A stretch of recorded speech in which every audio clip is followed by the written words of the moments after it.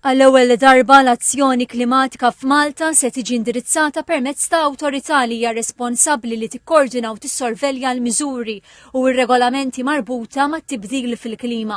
Lan tal-Climate Action Authority (CAA) huwa li tkattar l-arfin fost il-pubbliku dwar it-tibdil fil-klima u l-miżuri meħtieġa li jkumbattu l-effetti tagħha, li tfassal liġijiet li jindirizzaw din l-isfida, tirrapporta l-progress dwar l-azzjonijiet u l-miżuri biex kunu mitigati l-problemi kawżati mit-tibdil fil-klima, tikkoordina diskussjonijiet ma' servizz pubbliku, intrapriżi u entitajiet privati, tistabbilixxi policies u regolamenti, tiżviluppa strateġija nazzjonali inkluż il-Pjan Nazzjonali dwar l-Enerġija u l-Klima, tiġbor l-informazzjoni, timmaniġġja proġetti bejn il-Ministeri u entitajiet oħra tal-Gvern u toħloq skemi u inċentivi.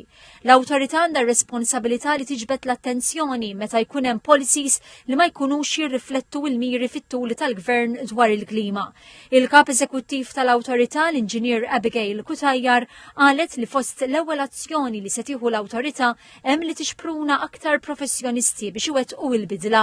Nkunu qegħdin naraw kif nagħlqu l-pjan nazzjonali tal-enerġija u l-klima. Dik ħajkun l-ewwel ħaġa u l-leġiżlazzjoni li jridu jidħlu f'setturi differenti sabiex verament nittrasponu dak l-Unjoni Ewropea qed tgħid fil-mod prattiku ovvjament fil-liġijiet tagħna. Flaqa mal-ġurnalisti l-Inġinier Kutajjar spjegat li l-awtorità tista' timponi penali amministrattivi fuq individwi u entitajiet li jiksru r-regolamenti tal-klima.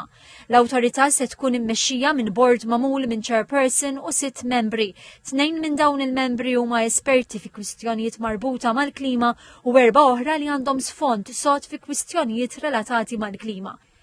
Twaqqaf ukoll Kunsill Nazzjonali għall-Azzjoni dwar il-Klima immexxi mill-Professur Simon Borċ bħala chairperson li jagħti pariri strateġiċi lill-Gvern u jiżgura li Malta tkun qed timxi fit-triq it-tajba biex tilħaq il-miri tagħha.